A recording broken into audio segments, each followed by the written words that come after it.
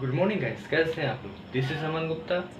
Welcome to my channel holy fact classes. और आज हम बात करेंगे इंग्लिश के third chapter the first living things का तीसरा पार्ट। ओके गाइस, तो लेट्स स्टार्ट करते हैं। आज का टॉपिक बहुत इंटरेस्टिंग होने वाला है कि आज हम जानेंगे कैसे हमारे अर्थ में सबसे पहले जो जेली लाइक सॉफ्ट सब्सटेंसेस आए थे वो कैसे धीरे धीरे डेवलप्स होते होते मैन में हुए, कैसे हम लोग आए। ओके गाइस, लेट्स स्टार्ट करते हैं। ओके बच्चों, आज हम यहाँ से स्टार्ट करेंगे, ये 17 नंबर। ओके, तो चलिए स्टार्ट करते हैं। The first living things on earth of our must have been something of this very kind. What a simple form of life it was. There was nothing better or higher on the whole earth than the real animals had not come as yet, and man was to come millions of years later. Okay guys, इस paragraph पे बोल रहे हैं कि हमारे अर्थ में सबसे पहले सॉफ्ट जेली लाइक सब्सटेंसेस का आना हुआ था।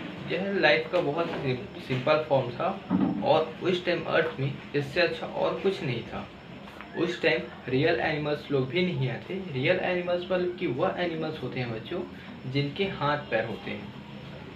तो उस टाइम तक तो रियल एनिमल्स नहीं आए थे, साथ ही बहुत सालों बाद रियल एनिमल्स आए, उसके लाखों साल बाद फिर हम मैन लोग आए। ओके गाइस, नेक्स्ट पैराग्राफ पे चलते हैं। This jelly like things were followed by worms and shellfish and crabs that came fishes we know a lot about. This as they had hard bony parts or cells. When they died, their shells were left in the mud on the sea floor. They were covered up by fresh mud and sand. As time passed, the mud becomes hard because of the pressure of sand and mud on top of it.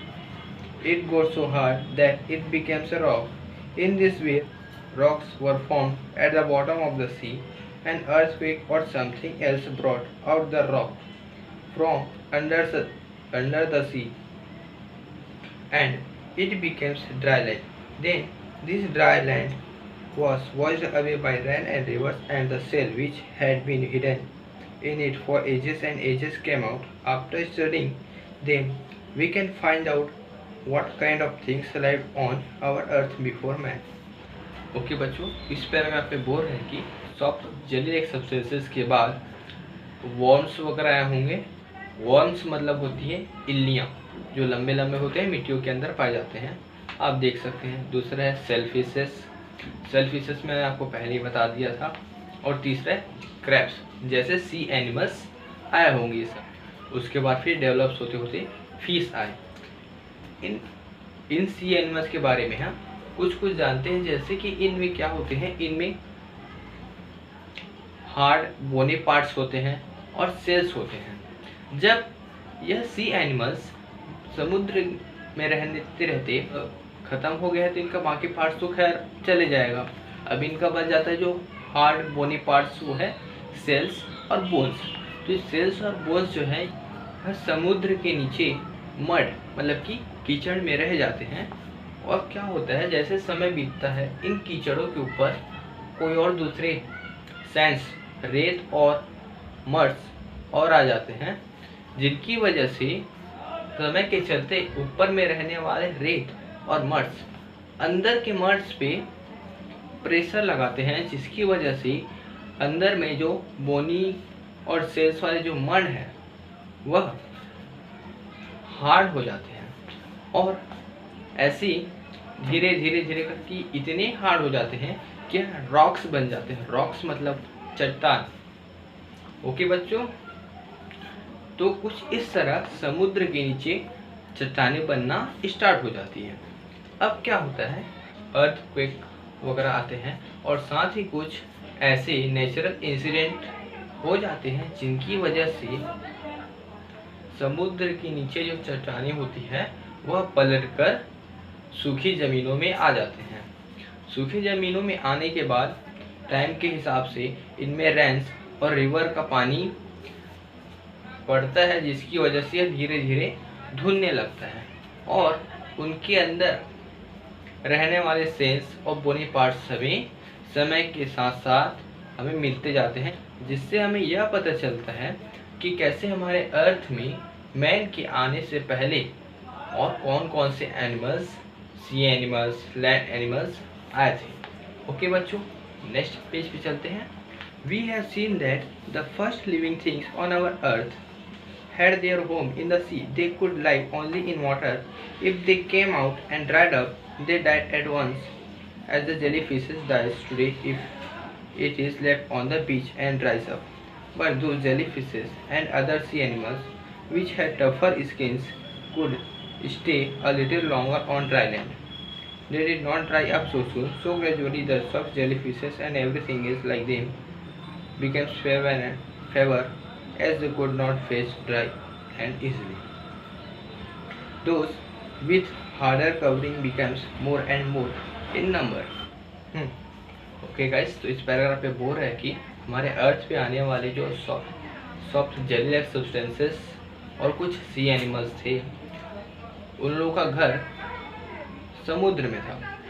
मतलब कि उन लोगों का जो home था वो कहाँ था? सी में था। अगर हम उनको समुद्र या सी से बाहर निकालते तो हम मर जाते हैं। जैसे कि आज के समय में हम देख सकते हैं, अगर हम अभी के डेट में किसी जेली फिशेस को समुद्र से निकाले और उसको निकाल कर बाहर किसी सूखी ज़मीन में रख देंगे तो वह मर जाएगा। सेम वैसे उस टाइप का भी कंडीशन था।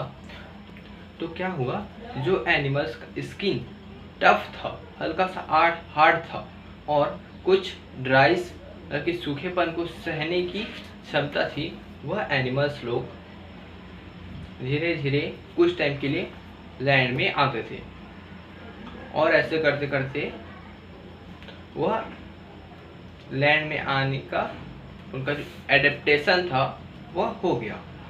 साथ ही इसी के चलते वह एनिमल्स जिनके स्किन्स बहुत ही सॉफ्ट थे वह धीरे धीरे कम होते गए, क्योंकि वह केवल समुद्र में रहते थे और वह बाहर के जो ड्राई लैंड है उसको फेस नहीं कर पाते थे वो। तो ऐसा नहीं था कि वो सारे एनिमल्स पूरे ख़त्म हो गए, बस वह एनिमल्स लैंड के किनारे एरियाज में नहीं रहते थे, वह समुद्र में चले जाते, वह समुद्र के बीचों बीच पे रहते थे। लेकिन वह एनिमल्स जिनका स्किन टफ था और हार्ड था वह नॉर्मली समुद्र के किनारे रहते थे और कुछ टाइम के लिए वह लैंड में भी आते थे। ओके, चलिए अब नेक्स्ट पैराग्राफ पे चलते हैं। Animals which change and fit in with their surrounding have a better chance of living, so they go on increasing in number while the other do not. It shows how the simple animals slowly develop into higher kinds of animals. Then in millions of years they developed into man. We cannot see such changes going on around us as they are very slow and our lives are so short. But nature goes on working and making things more and more perfect. It never stops or takes rest. Okay guys, तो next paragraph पे बोल रहे हैं कि हम देख सकते हैं कि जो एनिमल्स हैं वह अपने अंदर धीरे धीरे चेंजेस लाते गए और सीज में रहने वाले एनिमल्स धीरे धीरे लैंड में रहने लग गए। जैसे कि हम क्रैब्स को देख सकते हैं, वह सी में भी रहते हैं और लैंड में भी रहते हैं। ऐसे करते करते फिर और अपने अंदर और डेवलपमेंट किए और चेंजेस लाए और वह लैंड में ज़्यादा टाइम बिताने लग गए और साथ ही इसी के चलते लैंड में रहने वाले एनिमल्स का डेवलपमेंट्स हुआ। उसके बाद फिर इसके चलते वह मैंस में डेवलप्स हुए। ऐसा नहीं है कि कल क्रैब बना और आज मैन बन गए, वह बहुत ही लंबा प्रोसेस है। मतलब कि इसमें लाख 10 लाख करोड़ों साल लग गए चेंजेस आते आते। ऐसे ही हमारे आसपास बहुत सारे चेंजेस आते रहते हैं, लेकिन हम उन्हें नहीं देख सकते क्योंकि हमारा जो लाइफ होता है वो बहुत ही शॉर्ट है। मतलब कि हमारा जो लाइफ स्पैन है, जो जीने की क्षमता है, वो बहुत ही कम है। हम करीबन 70 से 80 साल ही जी सकते हैं आज की डेट में।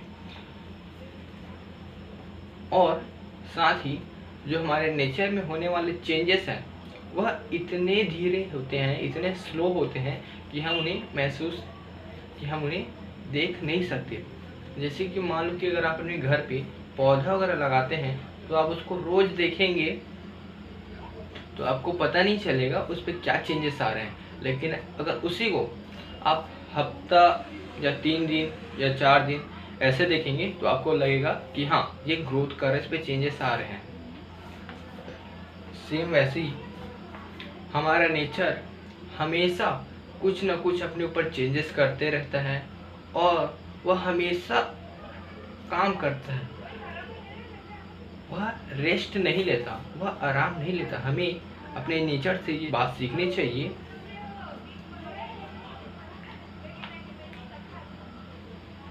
ओके गाइस, तो हमारा 3rd चैप्टर कंप्लीट हुआ। प्लीज़ मेरे चैनल को सब्सक्राइब कीजिए अगर आपको मेरा वीडियो पसंद आया तो, और साथ ही अगर आपको अच्छे से समझ आ रहा है तो। ठीक है, ओके बच्चों।